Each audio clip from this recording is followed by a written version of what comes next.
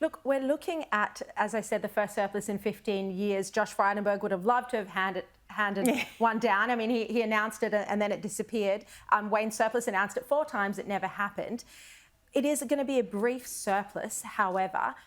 Do you think the government looks to be doing enough to rein in expenditure? I mean, they've got such large built-in recurrent spending in the years ahead. The NDIS is a massive one, defence spending, the AUKUS submarine deal.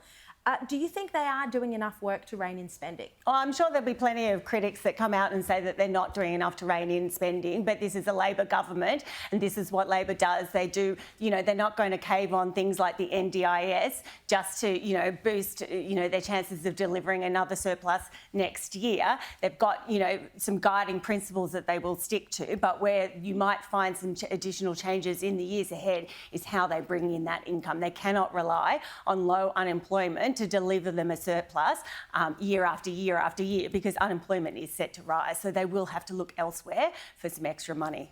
The reason that there is a surplus, of course, is that the revenue is much higher than was even forecast in the October budget that Jim Chalmers announced or handed down. We're seeing higher company tax profits. We're seeing personal income tax much more than expected. There's been wages growth, there's bracket creep, there's close to full employment, really.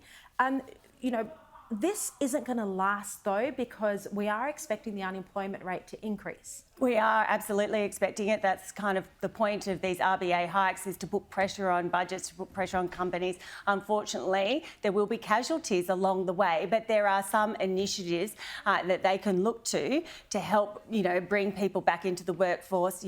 Things like the childcare subsidy changes that are coming in on the 1st of July. They were announced back in October, but they provide real relief to families up to $530,000. Families that earn $530,000 a year, if you can imagine that. You'd think that's completely unnecessary, wouldn't you? But the idea is to get more women doing bigger hours, or parents across the board, but traditionally it's women that are most affected, getting in there and doing more hours in the workforce and making sure that the dollars add up around the kitchen table, because there's no point doing extra hours when you're just handing it back out in childcare costs. This will help relieve that pressure. This will help the equation stack up for a lot of families around the country from 1 July.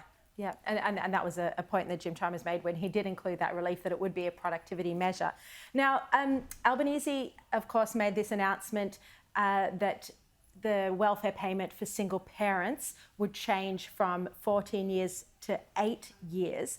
The coalition looks like it's not going to support this move. There's been the argument as well that's arisen that this might be a disincentive to single parents to find work if these payments are increasing. What do you think about these arguments? Yeah, look, I can see both sides of the argument. At the end of the day, it's providing options for families, and I think that is critically important. Some families, for many reasons, just can't get into the workforce. They need to be caring for their children, and so it's about delivering options at the end of the day. Yeah.